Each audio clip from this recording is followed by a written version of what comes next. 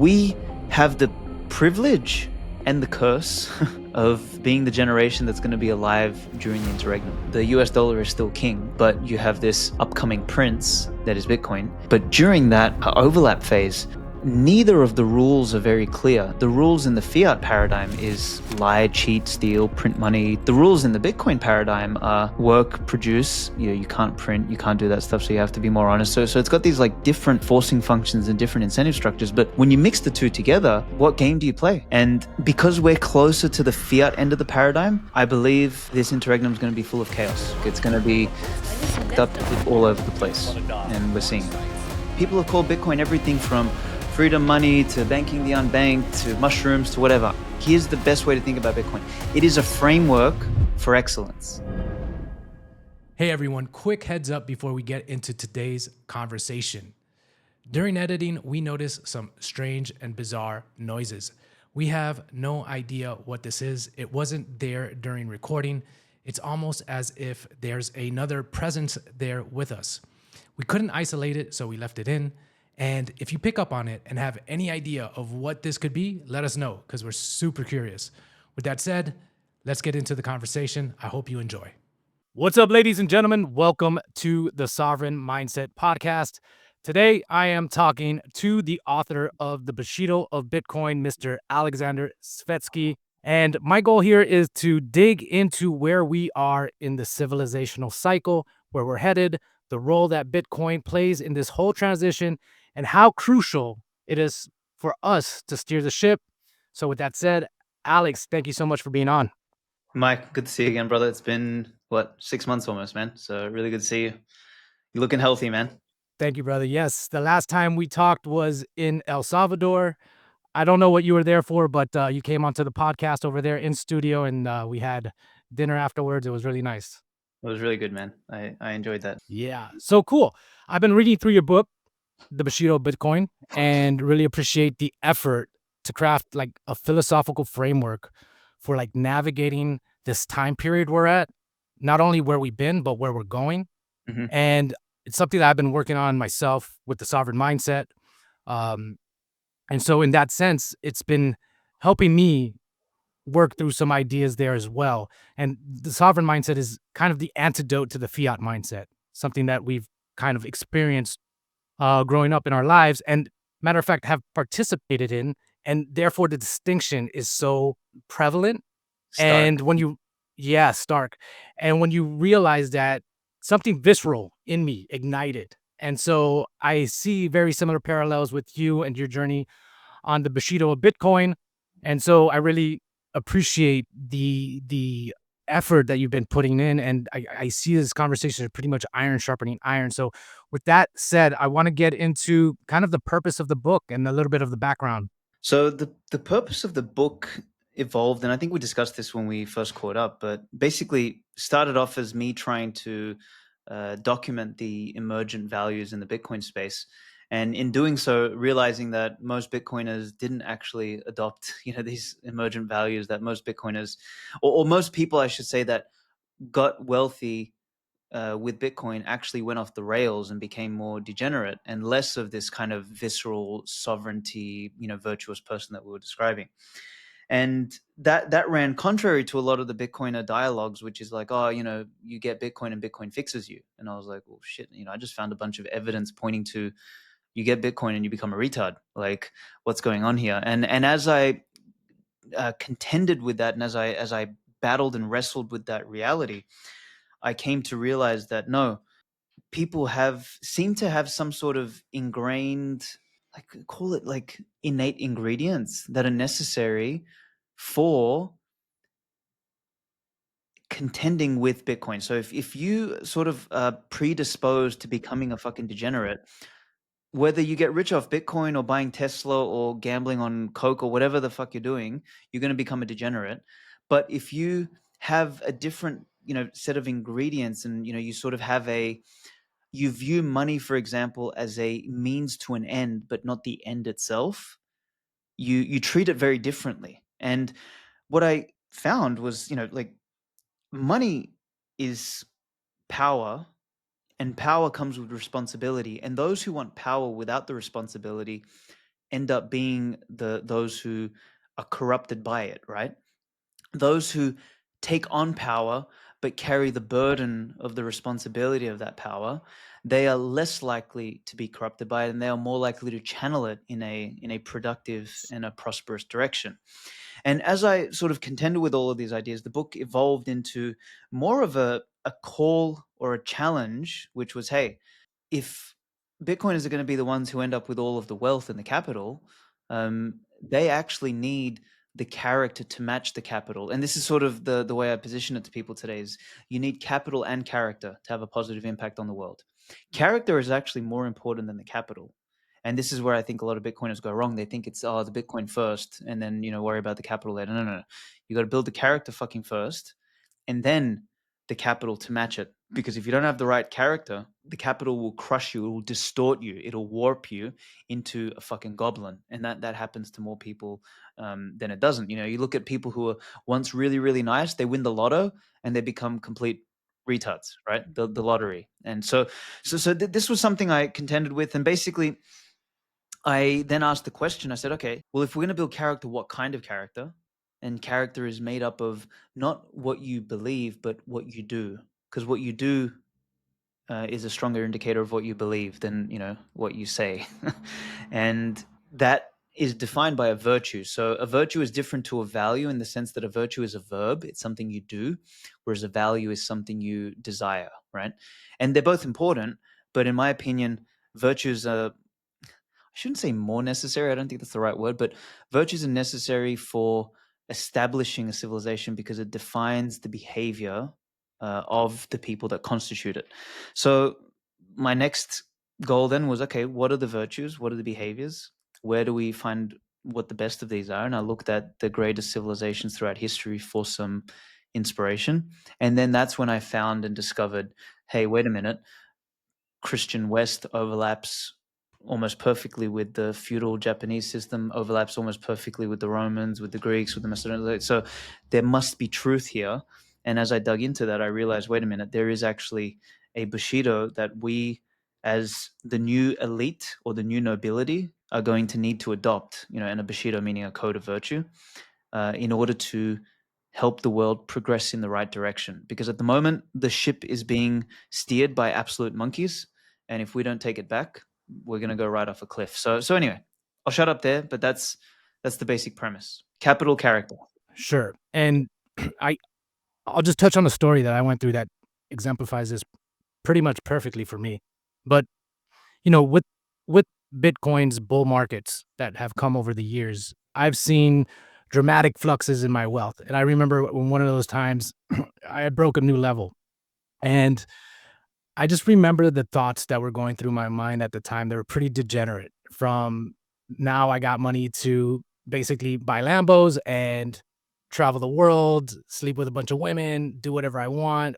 And the thing about the bear markets are that they're very humbling and they correct very fast. And so the bear markets are actually what saved me and gave me the time to reflect back and ask myself, man, who was that person there? And that's when I realized that, oh, I don't like that person that just came out of me. The characteristics, the personality traits, the undisciplined mindset, and so forth. Like, I Mhm. actually gonna have to go back and start preparing myself for this new level of wealth so that I can maneuver in a way where I don't kill myself or corrupt myself or just go down these paths of complete degeneracy and turn into a person that I can't even recognize, right? And so I think that kind of speaks to your point here where we have to prepare ourselves for a Bitcoin world. And, a place to do that is to look internal and ask yourself what kind of person you want to be, what kind of virtues do you want to exemplify for the world, and what kind of impact you want to make. Yeah, totally. I think also you, I would argue, were someone.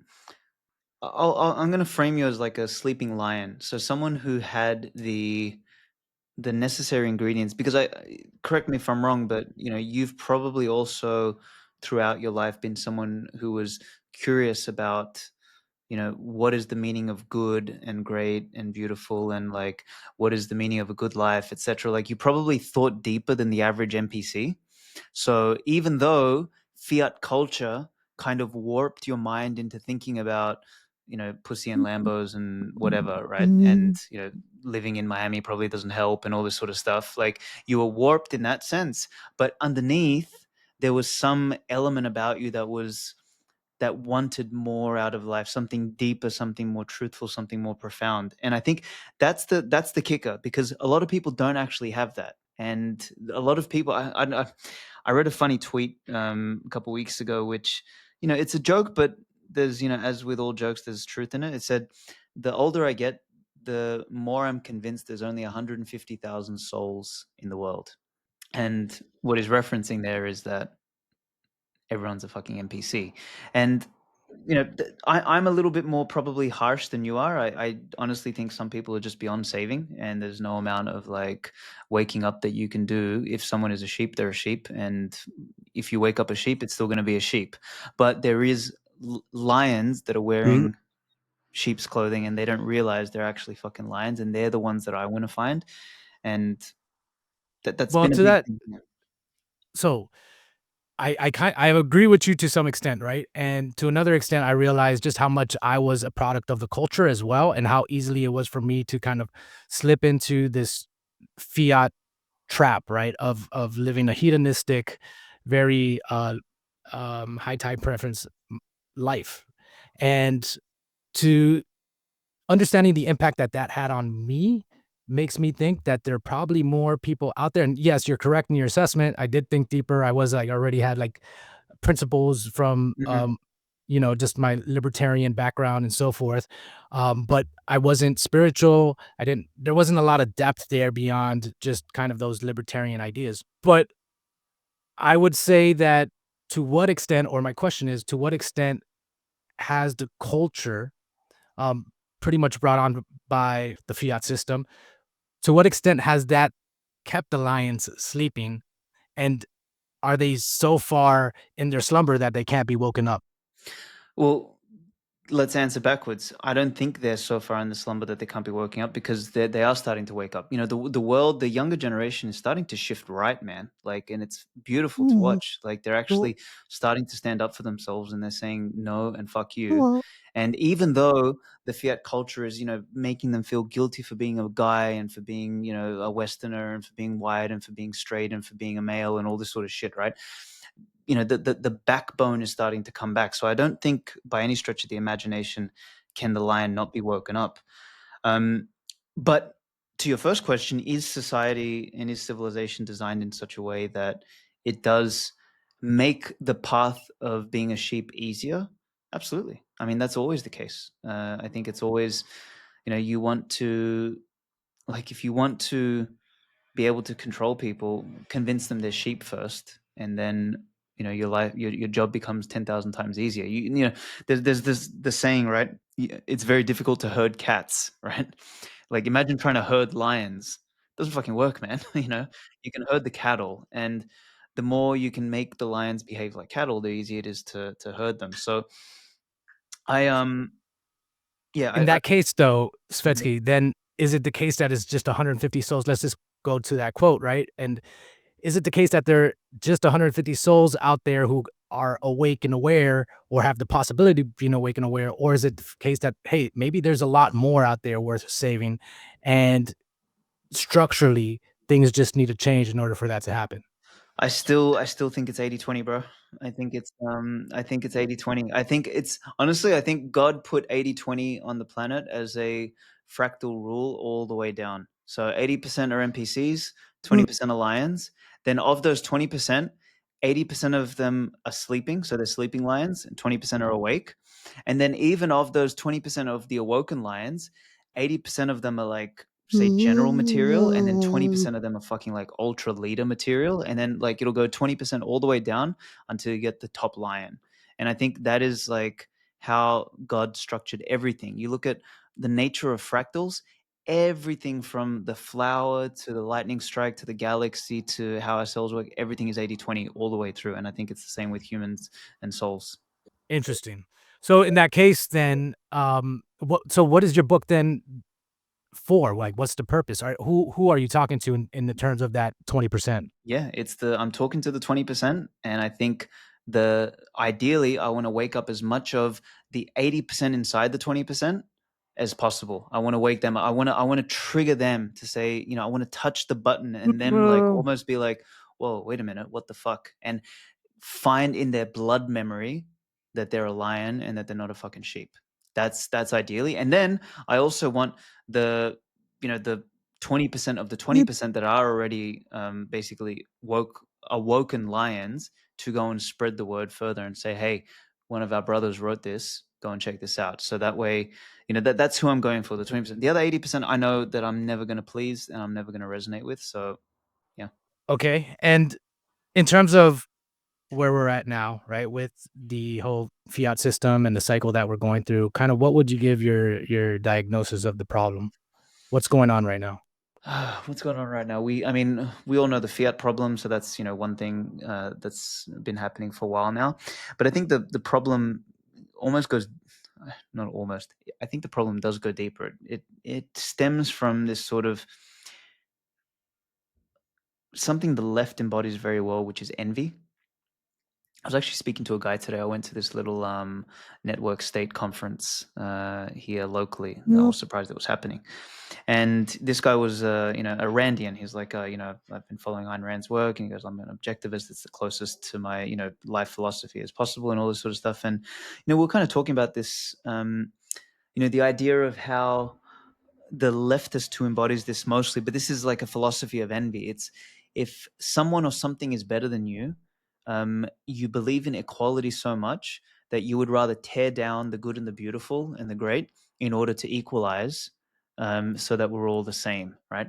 And that to me is the absolute epitome of evil. It's evil is not you know what people conceptualize as evil. Evil is that which wants to destroy the beautiful and destroy the good because it's beautiful and good, right? That's what. So it's like it's an ugly tearing down kind of uh, spirit. It's a disgusting thing, and I think that's the big part of what you end up if you make civilization, for example, democratic. Even if there was not a lot of envy in your civilization, you'll end up turning everyone envious because a democracy puts each person's hand in their pocket, right? In the other person's pocket. Like everyone has a vote and a say, and everyone's say is the same, irrespective of whether they're adding value or they're subtracting value from society and all this sort of stuff. So it kind of like shares your lot with everyone. It's very I don't want to use the word collectivist here because it's kind of overused, but that's basically what it is. And I think we are in an epidemic of equality being held up as a virtue, which it is not. I think equality is extremely counter to fairness. For example, like if you have a fair game, and I think we might have discussed this last time, you have a fair game, you have an unequal outcome. If you equalize the outcome, you have had an unfair game. So like you have to pick one or the other. So to sort of sum up the answer to your question is, I think we've got a game in which, economically speaking, it's about extraction and passing the responsibility and the consequence onto someone else, and that happens through money printing, through bullshit taxation, through all the sort of stuff that we know, right? And I think Bitcoiners are by and large familiar with all of that. We get that part of the problem. I think the part that's not so clear is the organizational principles and the virtues that orient the society within which we live. And right now, those virtues are all about equality and inclusion and tolerance and all this bullshit, which is turning us into a soft culture that is being overrun by our adversaries. And we're basically being wiped off the face of the planet. So that part needs to fucking be fixed. The money alone doesn't fix that. And this is why I'm on this crusade. It's like Bitcoin is important, yes, but not alone. We have to fix this other shit too. Yeah. And so then this transition phase, you call it the interregnum. And I'm wondering if we can get into details on that and what you see this transition phase looking like and kind of the details of it. Yeah, so the transition. So let's define it first. So you've got the pre-Bitcoin era, which is pre-2008, right? It's Bitcoin didn't exist. The concept or the idea of a fucking hard digital money, that is incorruptible, etc., etc., uh, didn't exist. I mean, people, there was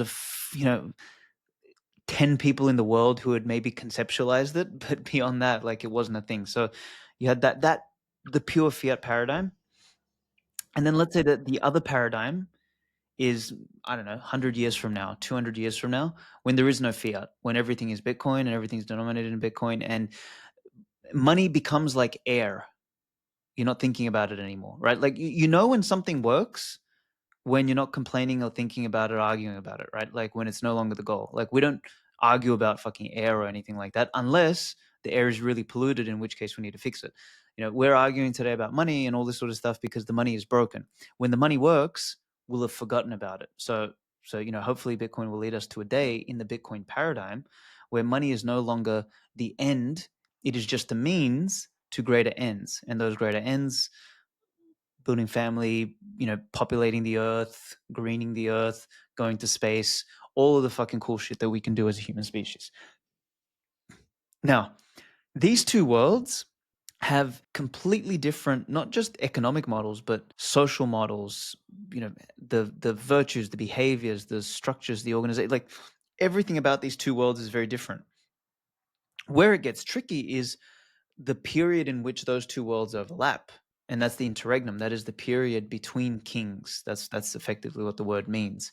So we are in the period of the US dollar is still king, but you have this upcoming prince that is Bitcoin, and it will at some point become king because the USD is aging and it is decaying and it is the king on the way out. But during that overlap phase, neither of the rules are very clear. In the rules in the fiat, paradigm is lie, cheat, steal, print money, tax, this, that, all this sort of stuff, right? The rules in the Bitcoin paradigm are work, produce, and get paid for what you have. You can't print, you can't do that stuff, so you have to be more honest. So it's got these like different forcing functions and different incentive structures. But when you mix the two together, what game do you play? Do you cheat to get ahead? Do you not cheat to get ahead? Like, what do you do? And I think this is where it's very messy. And we have the privilege and the curse of being the generation that's going to be alive during the interregnum. You and I, like, maybe even our kids will probably be alive during the tail end of the interregnum. It's probably their It feels children. I mean, we're going through it right now, would you say? Yeah, we are. We're right. I mean, exactly. We've been going through the interregnum for 20 years since Bitcoin started. Bitcoin came out in 2008. It's 2025. Call it 17 years. But we are right in the middle of the interregnum. My gut feeling is that the interregnum is going to take 60 years, maybe longer, maybe 100 years, which means us, our kids, maybe even our children's children will be sort of seeing the tail end of the interregnum, and our children's children's children will probably come out the other end in a completely different paradigm. And because we're closer to the fiat end of the paradigm, I believe this interregnum is going to be full of chaos. I don't have any other way to sort of describe it. Is like, it's going to be fucked up shit all over the place, and we're seeing it. All right, yeah, that's interesting. And I guess we can define the chaos a little bit. I mean, I feel like a lot of what's happening today with, um, just the geopolitical shifts that are taking place, from wars to the economy to the markets to the, yeah, just all of that in general already feels like the beginning of some real upheaval in the systems that have been in place for decades. And so, is that the chaos you're talking about, or do you see it even getting more tumultuous? Yeah, I mean, you've got chaos at that level. So you've got the sort of the geopolitical and macro chaos, but even down to micro chaos, man. Like, there's big problems around just scams. Like, I know so many people who have been scammed out of their Bitcoin, and like, whether that is just from buying shit coins or literally, having their, SIM swapped and they lose all their Bitcoin and stuff like that. People are not ready for this new paradigm. So there's going to be a proliferation of all sorts of shit that's going to go on where, like, basically the hyenas will come out and they'll tear apart the sheep along the way. So that's on the sort of the micro level. Like, man, in the next 10 years, it's going to be dangerous to call yourself a Bitcoiner. Like, someone's going to fucking kidnap your ass and force you to give your keys out. Like, that, I don't think enough of us are thinking through that and what that actually means, and whether even being public about any of this shit is a good idea, right? Like, so, and I'm just sort of saying this to the people listening here. It's, privacy is going to become ultra important, knowing how to protect yourself, all this sort of stuff, building community around you. So that way you have trusted people around you. Cause it's very easy. If you're a lone wolf, it's very easy to be singled out, very easy to be, attacked, and very easy to be taken advantage of. It's much harder. Like, this is why I've sort of moved away from the idea of the sovereign individual thesis. I'm starting to think more in terms of the sovereign micro collective or the sovereign tribe. It's much more powerful than the sovereign individual. The sovereign individual is a fucking idiot. Like, the dude's by himself, he's gonna get mauled. So you've got these sort of micro bits of chaos that are gonna really bubble up. And I mean, you and I are millennials basically, and we are still like 1 foot in the old age, 1 foot in the digital age. Like, and we're, funny enough, we're the only generation that's ever going to know of the digital age and the old age, and actually be kind of proficient at both.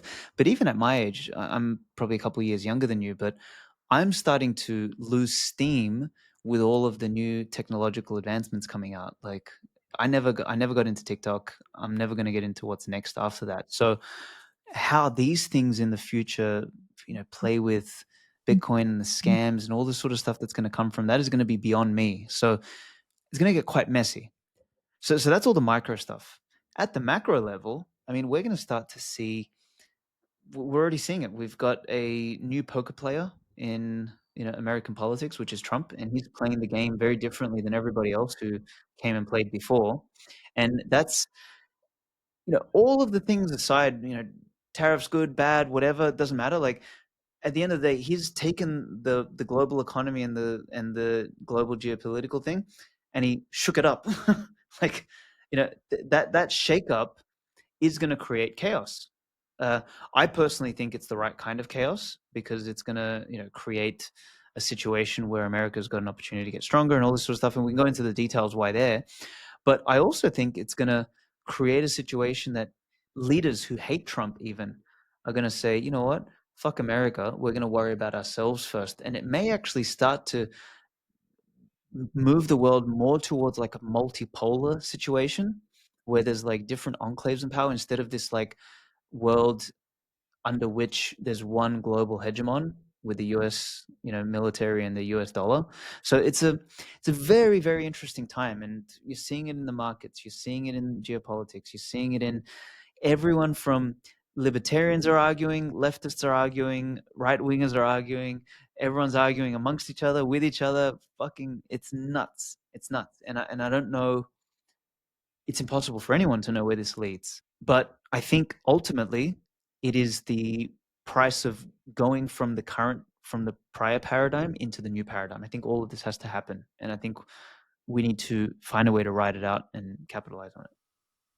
Yeah, I mean, this time is going to be very disorienting. I mean, the sovereign individual, the book talks about this time, and it talks about the different power factions that are going to be vying for power and also trying to reconstitute new systems in place of old ones. And I think that's what we're seeing in a lot of places. And in terms of how to navigate this, I mean, you bring up some good points as far as community being a big part of it and the lone wolf being a target. I want to kind of dig into that a little bit more, right? Because it's something that's always been the case in human civilization that we operated in tribes. Mm, And I think it's also a real reason why we've lost a lot of, I would say, the warrior archetype within us is because it got bred up through these tribes. And so just wondering if you can go a little bit deeper on that, on the idea of why community is going to be important going forward. Besides the danger component, but I would imagine because civilization is falling apart, becoming self-sufficient and self-reliant is going to be a big part of navigating this time. yeah, we want to be careful with even the idea of being entirely self-sufficient, because like, yes, it's important to know how to do a bunch of things. And I think we're in the age where being more of a generalist is actually an advantage than being a hyper specialist. And again, these things are all obviously on a spectrum, right? Like, you can the hyper individualist is fucking what's his name, Ted Kaczynski in the bush, right? In the forest. And then, the hyper collectivist is the person who can't spend 5 minutes alone without scrolling on their Instagram, and they need people around them and all this sort of shit, right? So you've got these sort of like ends of the spectrum. You want to figure out where's the optimum place on that spectrum. And I think the optimum place is probably closer to being a Ted Kaczynski than anything else. You want to be as generalist as possible, but align yourself with people who complement the areas that you aren't as strong in. And that's always been the purpose of a tribe. I think when we last spoke, I used the example of Alexander and his generals. He grew up with these guys. They were childhood friends. They went through ordeals together. They went through battles together, and they literally conquered the world together. It wasn't Alexander alone. Even though he was the tip of the spear, it was the fact that he had that support network around him, and each of them had strengths that the others didn't. And that's, I mean, anyone who's running a business understands this. You have marketing people, you have engineers, you have designers, you have people that each know what they're doing. I mean, the very nature of division of labor is that. I think we probably took it too far over the Fiat era, where everything became so hyper specialized that people literally, they either know how to type on a keyboard and that's it. They don't know anything else. They don't know how to fucking boil an egg. You know what I mean? Like, so that's like, I think, extreme, and it's excessive. And I think that's actually a function of the over financialization of the world, is that when you can over financialize everything, you can create interdependent, um, what do you call it, supply chains of everything, and you can hyper specialize everything. So then you have these like very thin supply chains of everything, very thin, narrow knowledge, um, dimensions, and you actually build a very fragile world. Like when you cross a particular point in the spectrum, uh, hyper specialization, division of labor actually becomes a burden, not a boon. And I think we have kind of learned that now in the West. I mean, America is actually suffering from that today. I saw someone do a post on Twitter saying, okay, what are the things we actually produce in America? It was things like brooms and shit like that, that is like end to end produced. And I was like, man, that's fucking really bad. And this is actually why I'm sort of pro tariffs in that sense, is that yes, it'll be a shock to the economy. Yes, it'll be like it's economically quote unquote suicidal, but it'll actually create the forcing functions for the local economy to find its way to actually re rebuild itself from the center and not be so hollowed out, because that's effectively what's happened in America. America financialized the hell out of itself and exported all of its productive capacity outwards because it could just buy it. And when you can buy everything, you don't need to make it. And that's literally what happened. Like at a civilizational level and at an individual level, we don't hunt food anymore. We don't know how to fucking cook. We don't know how to do anything because we just buy. We consume. Only if you cut, like if you shock the consumptive cycle in some capacity, which is again why I think tariffs are a net positive, will you create the conditions for someone to look inward for a second? You kind of force the austerity. You're like, oh fuck, wait a minute, now I can't buy that shit anymore. That means I have to make it myself and I have to think about it. Oh, okay. And then you start to go there. So anyway, to kind of come back to your original question, the tribe. I think the tribe is what's necessary. The group is what's necessary to build something. The most viable micro unit has to be a tribe. It cannot be an individual. And that's why I basically have come to this conclusion that the sovereign individual thesis is incorrect. It's the sovereign tribe that is the right unit. And we just need to find what that number is. And I don't know if it's the same number for everyone. It probably isn't. And I don't know what that number is, but that is the optimum for social change, community change, for safety, for strength, for influence, for power, for economic robustness, for all of that stuff. And I think that's where we need to focus on. So going back to my story here on kind of the transformation process that I had to go through in order to build up my character, and it's still an ongoing process. I realized that it's a lot easier said than done, and it takes a lot of work to reorient yourself, especially towards a place of virtue. Hmm. So my question here is like, what is, from the book itself, like, what does that process look like in your eyes? Can it be done? How easy is it? What do we need to cultivate within us in order to do that? I know you mentioned spirituality being one of those things, perhaps. Maybe dive into that, or what other aspects do we need to pursue in our character in order to do the hard work necessary to reorient ourselves? Yeah, I mean, I think spirituality is a bit of a weak word. I think really what people need is religion, and ideally they need Jesus. Honestly, like and look, people can pick their religion or whatever, but spirituality is kind of like a. When I hear people say that, it's and I know you're not saying it because I know you're a strong Christian. But when we hear the word spirituality, people are usually saying it as a cop out. They're like, oh, I'm spiritual. I believe in, whatever the spirits tell me and shit. It's like because they don't want to commit to a religion and a way of life, because a religion implies something more, it implies a greater commitment. If you want to be spiritual, you can just be fucking flaky. You can change your mind about what you believe when you believe because the trees and the birds fucking told you to, right? And I think, sorry, go ahead. You gonna Yeah, say I was just no, I agree totally, especially in today's day and age. It has a negative connotation because the new age spiritual movement has kind of proliferated society. But when I'm speaking about spirituality, I'm speaking more of a transcendent order, uh-huh, uh-huh, uh-huh.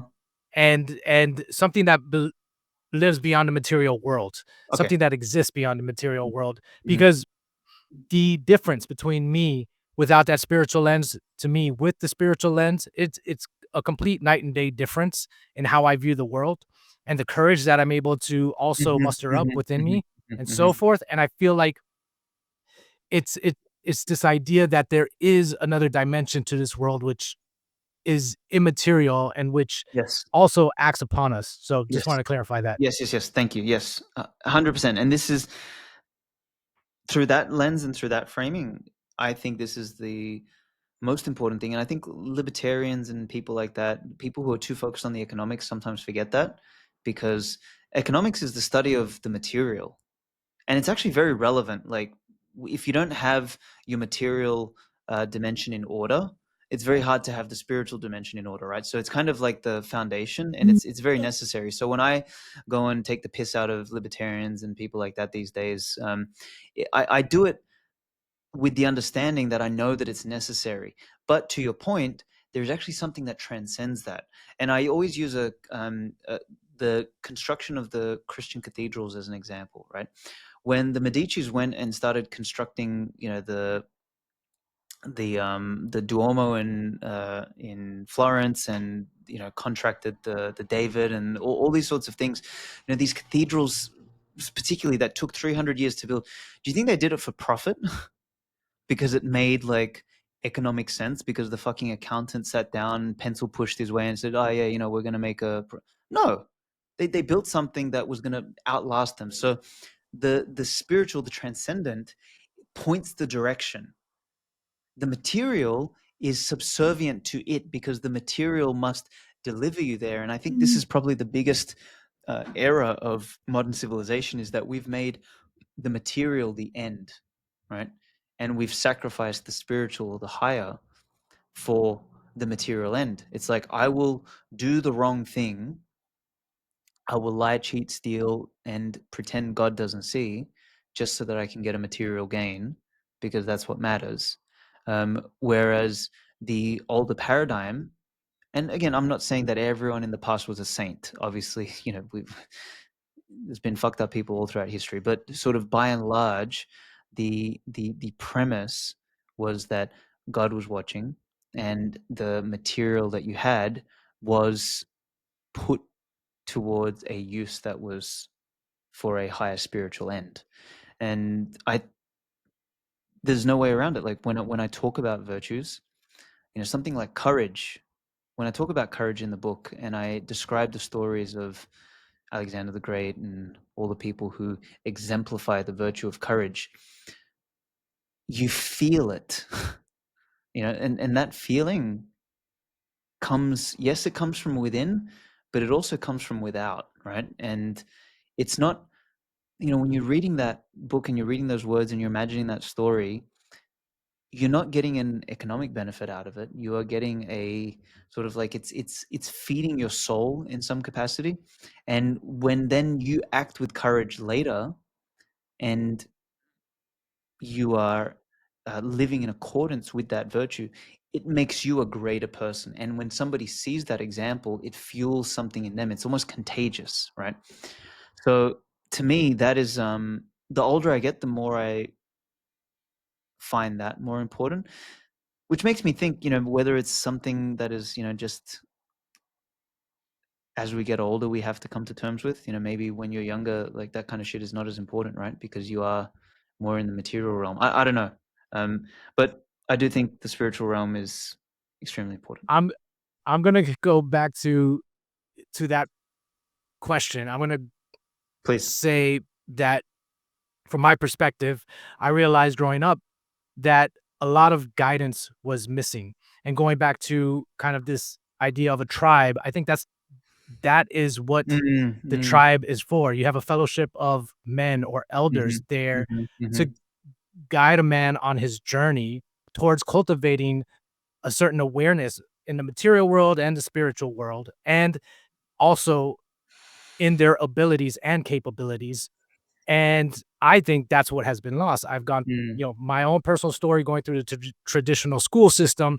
You're basically treated like a number, mhm, and you go through that standardized methodology of teaching someone how to live life and how to prepare for life. And a lot is lost in that process. And I think that if we get back to that tribal ways, I think that that divide between young and old in terms of a man's maturity, um, it, I think it comes a lot closer towards mhm, like the adolescent age, if mhm, that makes sense. mhm, mhm. Yeah, I mean, I think I totally agree with you. There's a whole section in the book where I talk about rituals and practices that we can start to reintegrate from the past, but also in new ones that we can bring in. And I use like the agoge of the Spartans as an example, and all sorts of other rituals from different civilizations throughout history. Um, you said something interesting there about like the adolescence. We are probably one of the first generations. I mean, maybe not the first, but we are certainly in the era where adolescence has been extended. Like people they enter adolescence at 15 and they don't leave it till 35 or 40, right? Like and that never used to be the case. You were an adolescent, you went through a rite of passage and you became a man. And that period of adolescence was like 6 months, a year, 2 years, maybe. That was it. And it was very, very different. And it's a very strange phenomenon. Like it's the infantilization, it's the Peter Panning of civilization. It's very strange. Yeah, I mean, I see that as consequences of a few things, right? Industrialization, like you said, we've become so atomized that we're just basically points on a network now that interact with each other for very specific purposes. And then also like the degradation that comes from a fiat society where, it changes everything from the culture to the thinking to the values and so forth. And so, um, I mean, my hope, and maybe this is a good area to go towards, from your perspective, is that, a Bitcoin standard or a world built on sound money kind of restores these principles. But just from what I've read in your book, I know that you don't think that's good enough. And your book is Mm. almost a calling towards rising up and taking on the challenge of pursuing excellence in order to be the additional force necessary in order to reorient the world towards values. Is that kind of a Yeah, correct yeah, yeah, exactly. summarization? Yeah, very good, very astute observation. That is very true because, I mean, just the very fact that you're going to wait for Bitcoin to make the world excellent means you're not excellent. So it just fucking defeats the purpose. Yeah. Like it's like the whole point of being excellent is to get the fuck up Ooh. and make yourself excellent. And like whether Bitcoin comes or not doesn't fucking matter. Like the only thing that this is the part where Bitcoin comes in is that if you are excellent on a Bitcoin standard, you are more likely to be rewarded. And that's a good thing. So Bitcoin rewards excellence, Bitcoin rewards responsibility, Bitcoin rewards courage, Bitcoin rewards all of these things. But you still have to be those fucking things. It's not going to make Bitcoin's not magically going to make you that shit.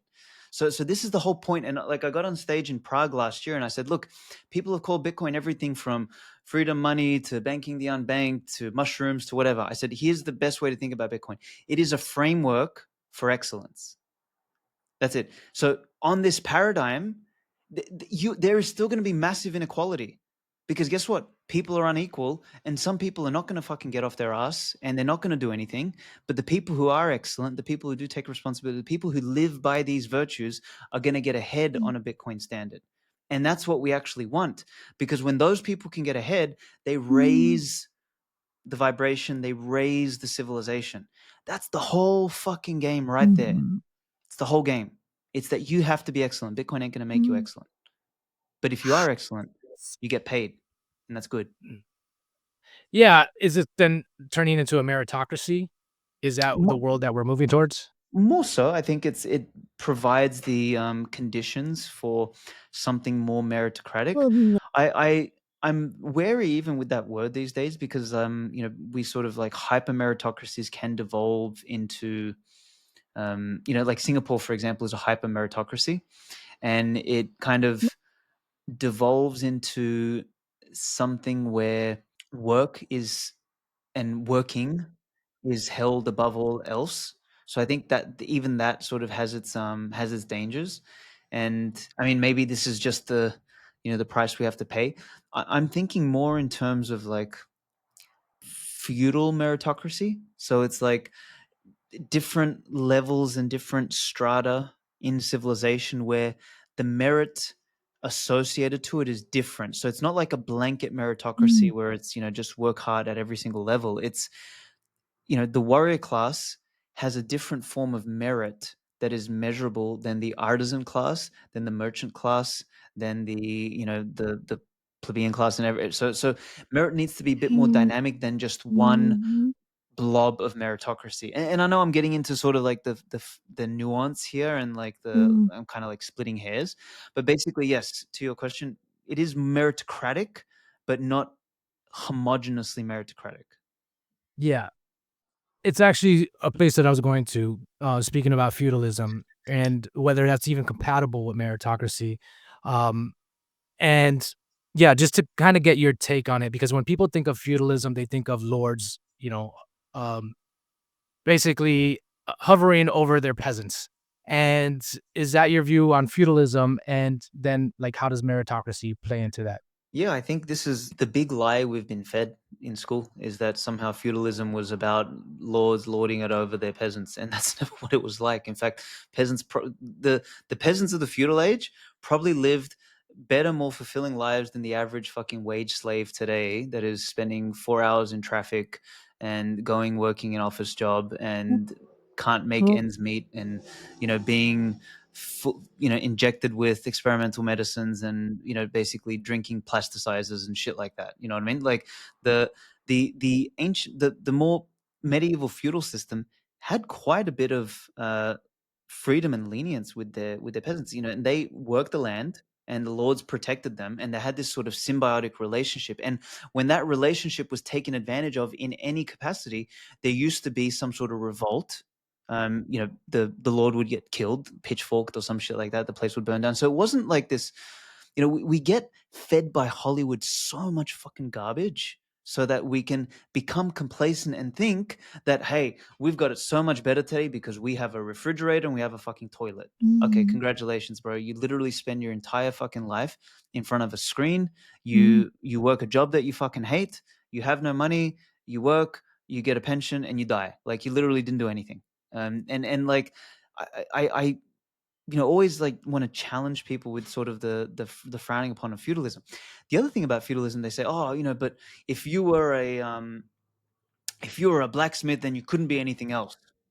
Well, that's actually got its benefits as well. Like, what the feudal system understood is that people are biologically different. So the warrior class, they didn't bring the artisan who was biologically like thin and weak and like artistic. They didn't grab him and put him on a fucking horse and say, okay, bro, you're going to be a knight. No, the warrior class was biologically, they were bigger men.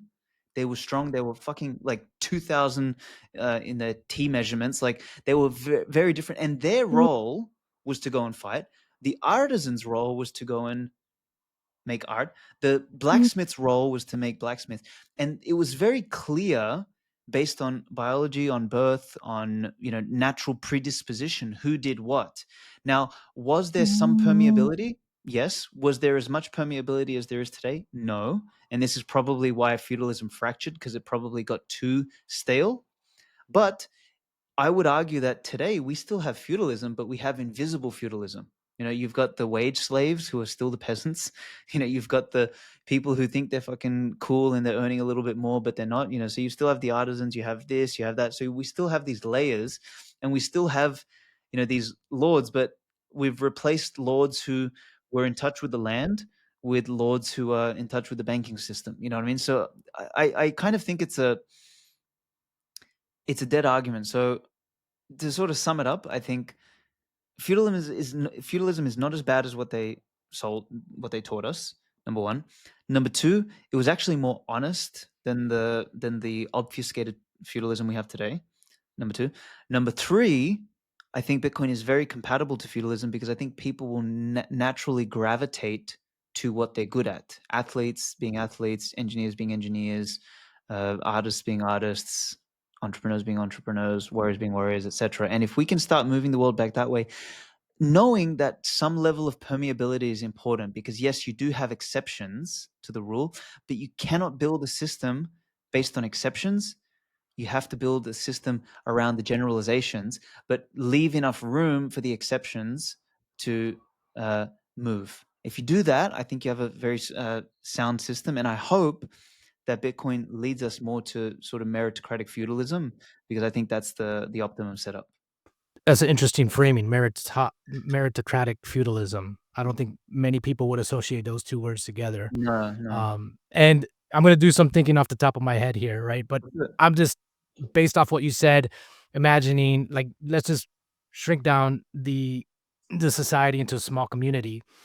And I would just think it'd be really cool where people know, where their place is in that community and what their purpose is in relation to how everything works together as one cohesive unit. Mhm. And sure, like maybe, you're born of artisan parents, but you have an internal calling to be a blacksmith. And maybe there's like a pathway where you can cross these different um what would you call it? Different sectors of Mhm. feudalism. Mhm. And Mhm. so, you know, I think that would even breed more of a cohesive community versus just being a cog in a machine and not really knowing how the machine itself operates.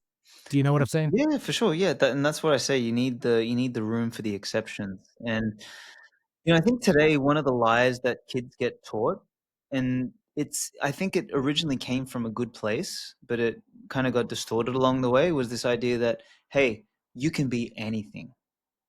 Just go and be anything. And it's like, bro, if someone came and told me that, and it's like, you can be a basketball player, Svetsky. Like, bro, I'm a fucking midget. I can't jump. I can't slam dunk anything. It ain't gonna happen. So we've got these sort of predispositions, and instead of being told we can do anything, we should be taught that, hey, find really what you care about and what you're good at, and then double down there. And if you double down on that, like, man, I think back to my life, and I didn't have a great father as a guiding figure and all this sort of stuff. And my dad was one of those people who was brainwashed by this idea that we could be anything. He pushed me into guitar, into football, into acting, into all these fucking things. But what was I good at? I was good at vehicles. So I was very good. Like, man, if he put me into like driving cars when I was young, I would have been like Michael Schumacher. I was a fucking natural at that stuff. But he didn't think that. He pushed me into all this other stuff. Also, I was very good with math, numbers, and engineering. But he didn't care about that stuff because it wasn't big enough or whatever. So if I leaned into my strengths, I think I would be much further ahead than I am in life, than where I am now. Now, I found my way after many, many, many decades of like, experimenting and fucking up and doing the wrong thing and all that sort of stuff. And sure, it builds character, it, builds different dimensions in you. And, we all have had a rough life and nothing is perfect. But man, for damn sure, when my kid's born, I'm going to be watching very closely where his strengths are, and I'm going to lean him towards his strengths and let him fucking nail that. So I swear to God, I don't want him to waste his life trying to fucking figure it out and play experimental games for 20 years before he, works it out. Yeah, I often think about how much energy and Totally, bro. ingenuity and capacity is wasted on men just wandering around I trying to know, bro. figure life out. So, That's such a waste. I look back at my 20s, man, and I'm like, God damn it. Like, how much energy and shit did I waste? Like, I learned a lot, sure, and I've got an interesting story. And, as I said, it builds your character, but fuck me, man. Like, I'm sure if I did the things that I was naturally predisposed towards, I still would have built character and I would be like 100 times further ahead. But that's life, huh? yeah, and in a way, right now, what I'm doing in my 40s is playing catch up to a lot of that, where I'm like, oh Right. man, I finally developed some of the skill sets that I need and some of the intelligence. What can I do now with Uh-huh. this? Uh-huh. Um, and I'm just grateful that I got to a place where, I've developed myself into, a man of that capability. But, for a lot of my friends, it's kind of lost cause, then a lot of people live unfulfilled lives because of it, because they realize that, hey, they had this potential, they didn't fulfill it.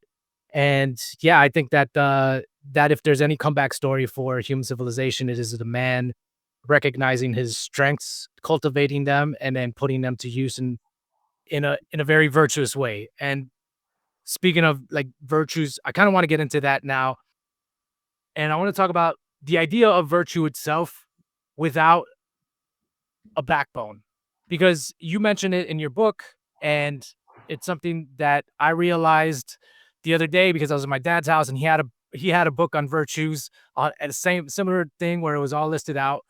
And you think about justice, let's just say justice itself, right? And the idea of justice can be interpreted multiple ways. For the woke leftists today, justice is about, defending the man that wants to go into a woman's bathroom, for instance, right? And where justice, I think, in let's just say in a Christian sense, has something means something very completely different. Mhm, And mhm, I mhm. feel like there needs to be an anchoring mechanism there to the virtues. And if there's any kind of critique to the book that I have, well, it would be that there virtues alone, I don't think go far enough. I mean, it's good to know, but I feel like there needs to be some context to them. You, do you have any? I mean, I know you wrote about it in the book itself. You Mm. kind of uh, talked over that, but I'm wondering if you can go a little deeper. Yeah, so I guess I think I know what you mean. It's, what is the moral underpinning for these virtues? Because, you can take a virtue and you can skew it into virtue signaling, basically, which is, what a lot of these leftoids do. That's what they do. They take everything and they invert it. They do that with morality too, honestly. Like, you'll get these sort of like these Christian churches that'll be like, "Hey, Christ was about including everybody, and, we're gonna be LGBT, Q friendly and whatever the fuck else, and purple hair and all this sort of shit," right? So, it's very hard, like, the leftist mind is one that wants to skew and distort everything.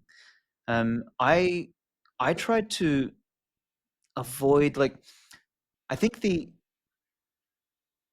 I had this terminology at the end of the book, what I called Christo-Hopper Nietzscheanism, and I sort of said this is like the Venn diagram that I'm interested in because Hopper sort of has the right framework, in my opinion, for economics, private property, and sort of like economic ethics, like the material realm. I think he's probably the best there.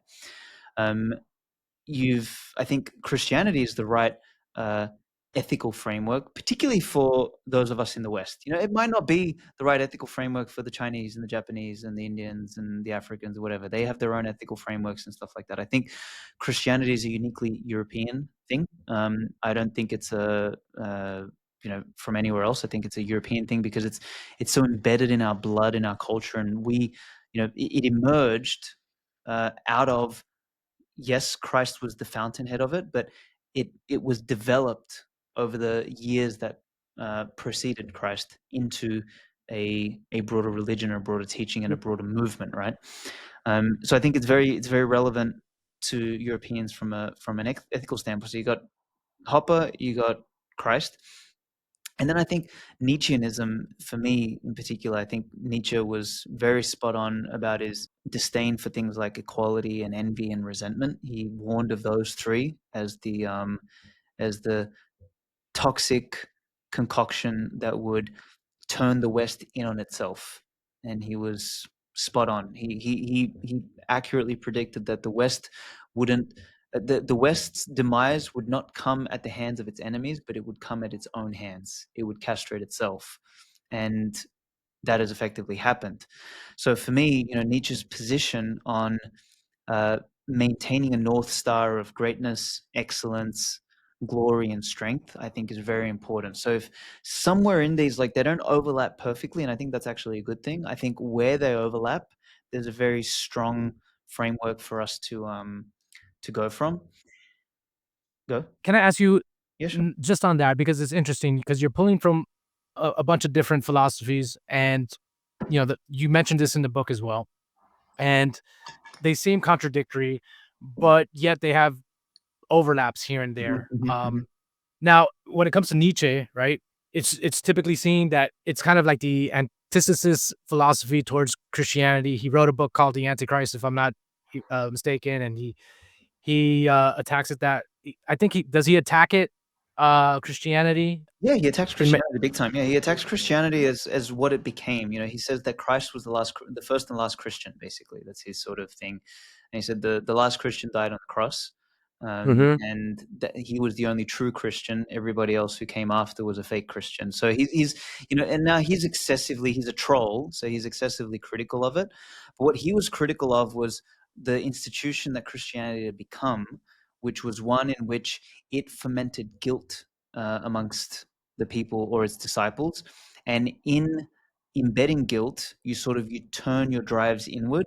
And he said that that would be the basis upon which effectively the woke movement would rise, which, if we look at it objectively, a lot of the woke ideology arises from this idea of your neighbor is just as important as you are and all this sort of stuff. Like, it when you spread the love too far out and you start to equalize the love across everybody, Mhm. you create the conditions to be overrun. Whereas, I guess what Nietzsche would have, or how Nietzsche sort of described civilization, was more hierarchical. Is like, look, you you love yourself first, and then the people around you, and then it sort of concentric circles out. So he was critical of elements of what Christianity had become. And again, I don't know um, whether Christianity is something that became distorted over time. I do believe institutionalization of anything distorts it over time. I don't agree with everything Nietzsche says, but I think his critiques were quite were quite valid in the state that the Christianity and the church had become at the time. Got you. Yeah, in terms of Nietzsche, right? I do think that let me back up for a second. Yep, yep, yep. Going back to like the kind of overlapping ideas here and where I see them kind of being compatible. I think that there is some essence that Christianity does need the backbone. And I think that Nietzsche and his philosophy is kind of will to power, where it's like, look, we cannot just be run over, right? Like, there's no virtue in that. Like, you need to actually have a backbone and defend the values and the cultures that you believe in. I think that would work well, like between Christianity and the Nietzschean ideas.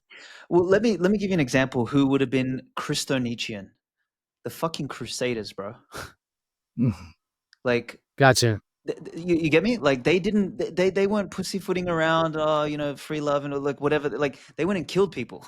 So, like, that is there was a great essay I read along the way. I'm not going to remember who it was, but he kind of defines the Christian knight as the Christo-Nietzschean. He had the moral compass of Christianity, but he had the energy and the will to power of a knight, of a warrior of pagan Europe, right? So that blend was the right blend, and that's when Christianity had teeth, and that was Nietzsche's big uh, disillusionment with Christianity. Is like, it's lost its teeth, and in the process, it's making all of Europe lose its teeth.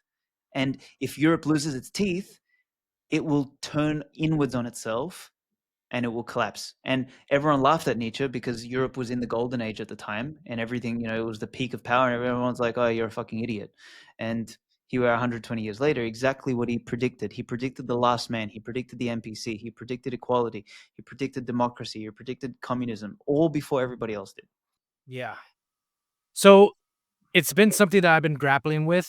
This where is the fine line between that? Because there is this idea behind Nietzschean philosophy where might makes right. And I feel like that's diametrically opposed to kind of the Christian principles and Christian foundation. And so where is a divide there? Like, and how do Christians navigate that divide where Yeah. they're not just being walked over by society through, you know, a through people taking advantage of their Mm-hmm, compassion mm-hmm, mm-hmm, and their love? mm-hmm, Uh, mm-hmm. how do Christians set boundaries, and what is the moral code for that? It's a You get very what I'm hard, saying? yeah, I totally get what you're saying, man. It's a very hard question, man, because like, you I think what Nietzsche says is, look, there's fucking monsters out there and you have to be a monster and, lest you become prey, right? Um, the challenge there is if you take that to the extreme, you become the monster. And Christianity tries to temper that uh, you know, that tendency to become the monster. So, and this is why I try and blend the Hopper, Christo, and Nietzscheanism together, right? Like there's got to be some sort of tension between them, because if you go too far into any one of them, like if you go too far in the Hoppianism, you become a materialist, right? If you go too far in the Nietzscheanism, you become a fucking Gestapo. You go too far in the Christianity side of things, you become a broke priest, who gets walked all over. So it's like, I think there's got to be some tension between those.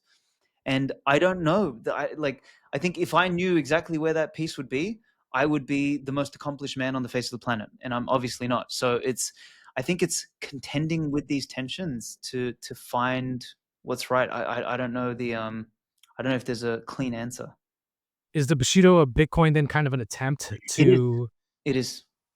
It is. That's exactly what it to is. Yeah. explore that space and see where that tension lies and what the overlap is? Yeah. 100%. Because I feel like that's a lot of what I'm doing through Yeah. my through my development of the sovereign mindset. It's like, okay, how do we actually define this in a practical way and kind of lay some clear frameworks here which we can operate by? Because if not, you kind of operate in this ambiguous gray area where you don't know kind of how to go about certain things based on the situation. Like a lot of Christians get caught in moral dilemmas when they have these conversations.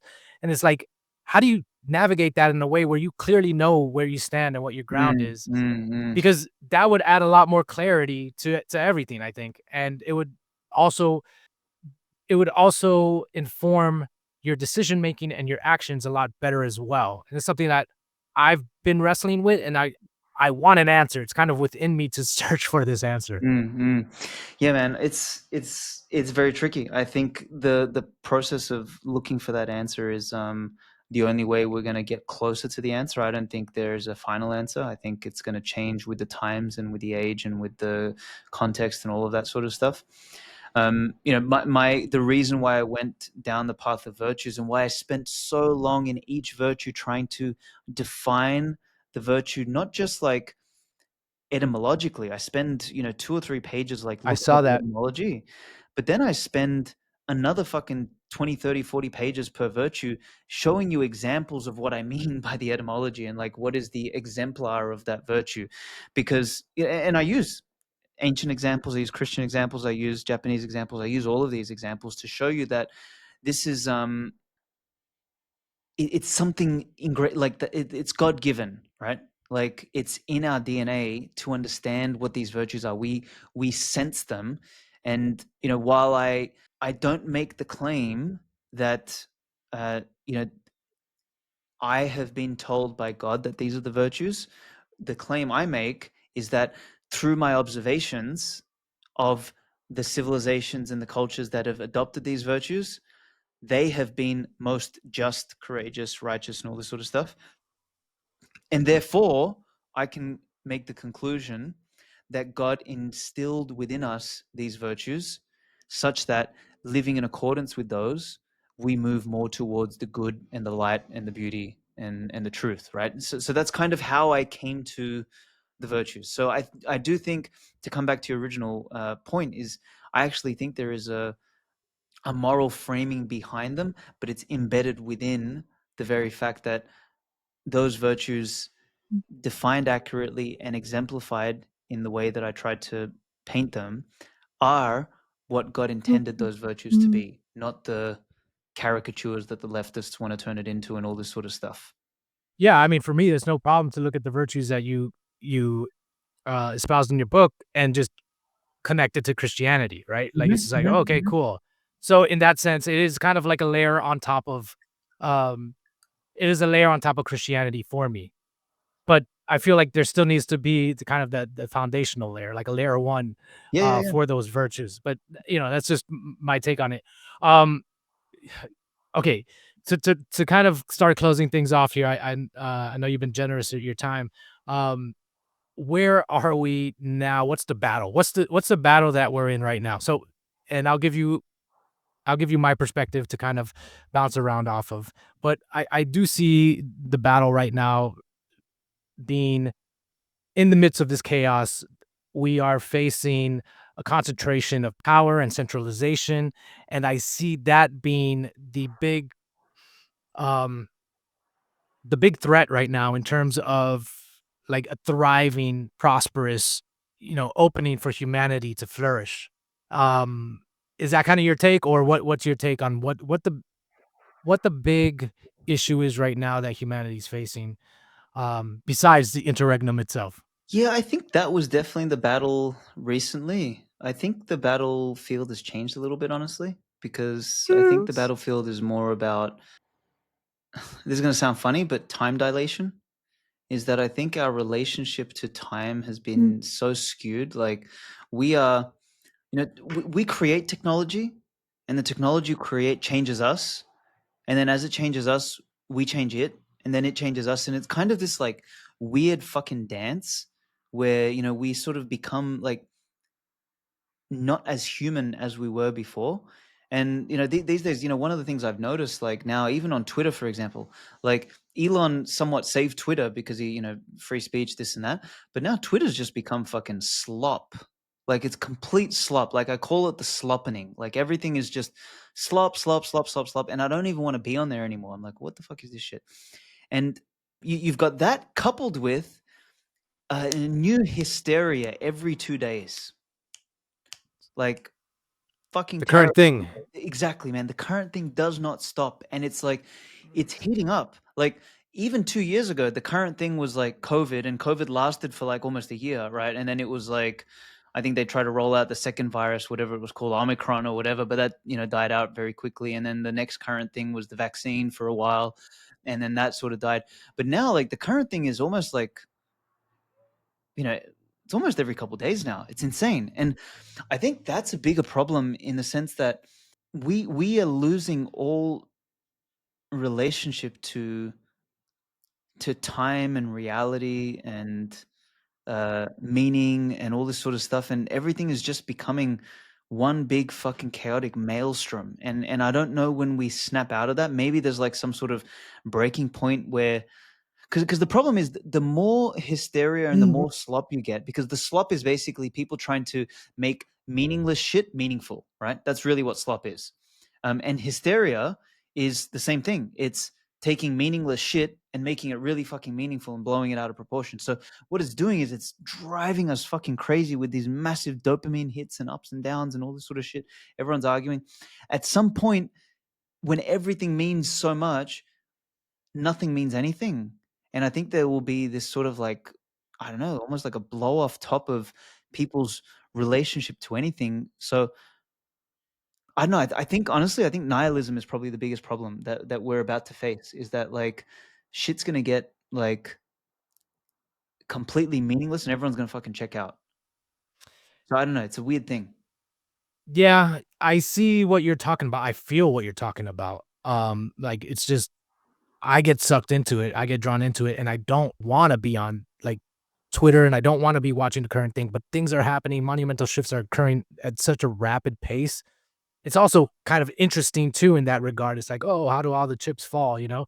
And I almost get to a point where I feel like, okay, there's something driving this. Like I feel like again, when we go back to the centralization versus decentralization um kind of dichotomy, it's like, you know, how do you rile everyone up? How do you corral everyone? Well, you disorient them and you get them Mhm. all flustered, and then you can kind of maneuver them into, you know, whatever systems or whatever, um, I don't even know what the word is, but let's just use systems or whatever systems you want. And so I think, like in terms of that, I don't even know if it's organic. The kind of disorienting nature of, you know, the internet right now and just the flow of information. Does that make sense to you? It makes sense. Yeah, I'm I also a little bit more yeah, conspirator minded, yeah. because I do understand that there are like huge, you know, think tanks and bot farms out there that are manufactured or produced to manufacture consent in a certain Mhm, way. mhm, And so mhm. this is where I'm like, okay, like this feeling that I'm having on the internet, it's not just like something that's, you know, it can't be the case that this is just organic. It feels like there's something behind it driving these narratives. I'm moving more towards you in my perception of the conspiratorial element, honestly, because you're right. Like this stuff is fermented. Um, it's just I think it's almost like was it the I think of the Joker in Batman #2, and he's like, and here we go, what I mean? He says sort of like he's an agent of chaos, and then people's natural behavior turns it into more chaos, and I think that is the interplay, right? So Mm. I truly believe there is agents of chaos behind the scenes that want to make everything chaotic, but I think also a lot of it is out of everyone's control because you create this harmonic, you know what I mean? Like you make the sound and then the glass starts to and it goes on its own and then it fucking shatters. And I don't know how close we are to a shattering point and whether there even is a shattering point. Maybe it's just, you know, everyone just gets tired and kind of gives up and then we have a reset. Yeah, I don't know. I hope it's the idea that everyone gets tired, realizes that the whole system is bullshit, finds their community and starts building an alternative, you know? Like I hope that's the realization that humanity goes through. You know what? Or maybe the sick joke is on us, is that this is supposed to happen forever, and we just think it's happening now because it's our generation, and we just get too old, so we check out, and then it's the younger generation that goes through fucking 20, 30 years of chaos and thinking everything's coming to an end, and then it's just the cycle fucking repeats ad nauseum. I don't know. Yeah, well, hopefully we can break the cycle with our kids when they come, you know? So anyways, dude, this was an awesome conversation. I could keep on going. I didn't even get through half my notes here. So I really appreciate you coming on. There's actually a lot more juicy stuff we could have got into too. So maybe we'll continue the conversation here another time and Anytime. get into some more controversial ideas and see what truths we can extract from it. So thanks for Absolutely. coming on, dude. Anytime, my brother. Thank you. I love our conversations, man. So anytime.